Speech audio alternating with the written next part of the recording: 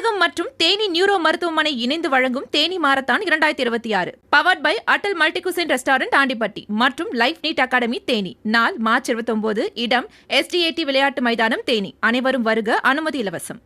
நம்ம வீட்டில் குழந்தைங்க படிக்கும்போது நிறைய விஷயங்கள் மறந்து போயிடுவாங்க. அப்போ நம்ம அவங்கக்கிட்ட விளையாட்டாக சொல்கிறது உண்டு.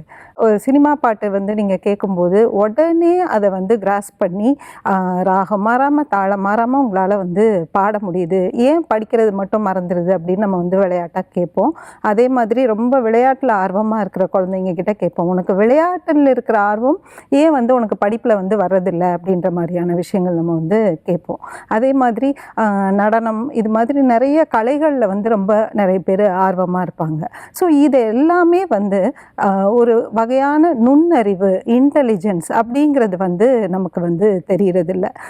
நம்மளை பொறுத்த வரைக்கும் எப்போவுமே பார்த்திங்கன்னா படிப்பு, மேத்ஸ் நல்லா பண்ணுறாங்க, டாப்பராக இருக்காங்க, நிறைய மார்க்ஸ் வாங்குறாங்க, இவங்க எல்லாரும் தான் இன்டெலிஜென்ட், ஸ்மார்ட், பிரில்லியன்ட் அப்படிங்கிற இந்த வேர்ட்ஸ் எல்லாம் நம்ம அவங்களுக்கு தான் நம்ம கொடுக்குறோமே தவிர, விளையாட்டுலேயோ இல்லை ஒரு இசையிலையோ ரொம்ப ஆர்வமாக இல்லை அந்த திறன்களோடு இருக்கிற குழந்தைகளை இந்த இன்டெலிஜென்ஸ், ஸ்மார்ட் அப்படிங்கிற வார்த்தைகள் நம்ம யூஸ் பண்ணுறதில்ல. ஆனால் உளவியலை பொறுத்த வரைக்கும் 8 வகையான இன்டெலிஜென்ஸ், அதாவது இந்த நுண்ணறிவுங்கிறது வெறும் படிப்போ அறிவியலோ கணக்கோ மட்டும் சம்மந்தப்பட்டதில்லை அப்படிங்கிறது ஹவர்ட் கார்ட்னர் அப்படிங்கிற ஒரு உளவியலாளர் நிறைய இடங்களில் அதை ஆராய்ச்சி பண்ணி அதை கண்டுபிடிச்சி சொல்லியிருக்கிறாரு. ஸோ இதில் நம்ம பார்த்தோம்னா இப்போ மொழி திறன், வேர்ட் ஸ்மார்ட் அப்படின்னு சொல்லிட்டு நம்ம சொல்கிறோம். இந்த வேர்ட் ஸ்மார்ட் அப்படிங்கிறவங்க பார்த்திங்கன்னா நிறையா பேசுவாங்க, நிறைய விஷயங்கள் அவங்க தேடி படிப்பாங்க, அந்த ஆர்கியூமெண்ட் பண்ணுறது இதெல்லாமே அவங்களுக்கு ரொம்ப பிடிக்கும். இப்போது நம்ம ஒரு உதாரணத்துக்கு நம்ம எடுத்துக்கிட்டோன்னா எழுத்தாளர்கள், கவிஞர்கள், அதுக்கப்புறம் பேச்சாளர்கள், இவங்க எல்லாருமே பார்த்திங்கன்னா இந்த வேர்ட் ஸ்மார்ட் அப்படிங்கிற ஒரு கேட்டகரியில் வருவாங்க. இதை லிங்குவிஸ்டிக் இன்டெலிஜென்ஸ் அப்படின்னு சொல்கிறோம். இதுவே இசையில் நான் முதல்லே சொன்ன மாதிரி ஒரு பாடலை கேட்ட உடனே அதை ஒரு வாத்தியத்தில் வாசிக்கிறதோ இல்லைனா அந்த பாடலை கேட்ட உடனே அப்படியே பாடுறது, இதெல்லாமே ஒரு நுண்ணறிவு தான். ஸோ இதை நம்ம மியூசிக்கல் இன்டெலிஜென்ஸ் அப்படின்னு சொல்கிறோம், மியூசிக் ஸ்மார்ட் அப்படின்னு சொல்லலாம் இவங்களெல்லாம். இப்போ நம்ம இசையமைப்பாளர்கள்லாம் இருக்காங்க இல்லையா, AR ரஹ்மான், இளையராஜா, இவங்க எல்லாருமே இந்த நுண்ணறிவை அவங்களுடைய கெரியராக மாற்றிட்டு இருக்கிறதுனால ரொம்ப சக்ஸஸ்ஃபுல்லாக வந்திருக்காங்க. இப்போ அதே மாதிரி பார்த்திங்கன்னா நேச்சர் ஸ்மார்ட் அப்படின்னு சொல்கிறோம், அதாவது நேச்சுரலிஸ்டிக் இன்டெலிஜென்ஸ். இப்போ நிறைய பேர் நம்ம பார்த்துருப்போம், ஒரு பூச்சியோ இல்லைனா ஒரு தாவரத்தையோ பார்த்தா அந்த பேரை கரெக்டாக கண்டுபிடிச்சி மறக்காமல் சொல்லுவாங்க. சூழலியலில் ரொம்ப ஆர்வமாக இருப்பாங்க. ஸோ அந்த மாதிரியான விஷயங்களை நேச்சுரலிஸ்டிக் இன்டெலிஜென்ஸ் அப்படின்னு சொல்லிட்டு நம்ம வரையறை பண்ணுறோம். ஸ்போர்ட்ஸ், விளையாட்டில் ரொம்ப ஆர்வமாக இருக்கக்கூடிய பிள்ளைகள் பார்த்திங்கன்னா அவங்களுக்கு நடனமுமே ரொம்ப எளிமையாக வரும். அவங்களுடைய ஆர்வமும் அவங்களுடைய அந்த திறனும் பார்த்திங்கன்னா அந்த இடத்துல ரொம்ப அதிகமாக வெளிப்படும். ஸோ இவங்களை நம்ம என்ன சொல்லுவோம் அப்படின்னா கைனஸ்தெட்டிக் இன்டெலிஜென்ஸ், பாடி ஸ்மார்ட். இவங்களுக்கு அவங்களுடைய உடல் இயக்கம் ரொம்ப இயல்பாக ரொம்ப எளிதாக அவங்களுக்கு வர்றதுனால அவங்களால அந்த விளையாட்டுக்களில் நல்லா ஃபோக்கஸ் பண்ண முடியுது.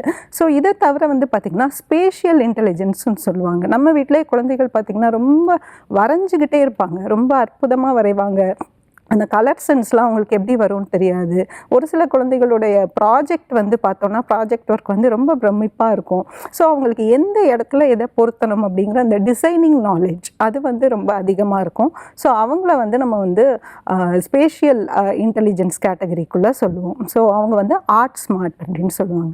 ஸோ இது எதுவுமே இல்லை, இந்த திறமை எதுவுமே இல்லை, எப்போ பாரு பேசிகிட்டே இருக்காங்க, நிறைய ஃப்ரெண்ட்ஸ் இருக்காங்க, ஈஸியாக டக்குன்னு போய் ஒருத்தங்க கிட்ட ஒருத்தங்க ஃப்ரெண்டாக ஆயிடுறாங்க. ஸோ இந்த மாதிரியான ரிலேஷன்ஷிப் ஸ்கில்ஸ் அதிகமாக இருக்கிறவங்களை நம்ம பீப்புள் ஸ்மார்ட் அப்படின்னு சொல்கிறோம். ஸோ இது இன்டர்பர்சனல் ஸ்கில்ஸ், இன்டர்பர்சனல் இன்டெலிஜென்ஸ் இவங்களுக்கு நிறையா இருக்குது.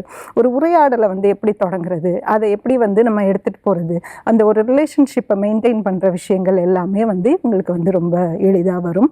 இது போக செல்ஃப் ஸ்மார்ட், அதாவது இப்போது விவேகானந்தர், புத்தர், இவங்கள மாதிரியான பீப்புளெலாம் அவங்கள பற்றியே அவங்க நிறைய விஷயங்கள் யோசிப்பாங்க, அதை பற்றி நிறைய டிஸ்கஸ் பண்ணுவாங்க. ஸோ இவங்கெல்லாம் பார்த்திங்கன்னா இன்ட்ரா பர்சனல் இன்டெலிஜென்ஸ், அதாவது அவங்களுடைய உள்ள அவங்களுக்கு இருக்கக்கூடிய விஷயங்களை பற்றி அவங்க நிறைய சிந்திச்சு அதில் வந்து ரொம்ப ஸ்மார்ட்டாக செயல்படுறவங்க வந்து செல்ஃப் ஸ்மார்ட் அப்படின்னு வந்து நம்ம சொல்கிறோம்.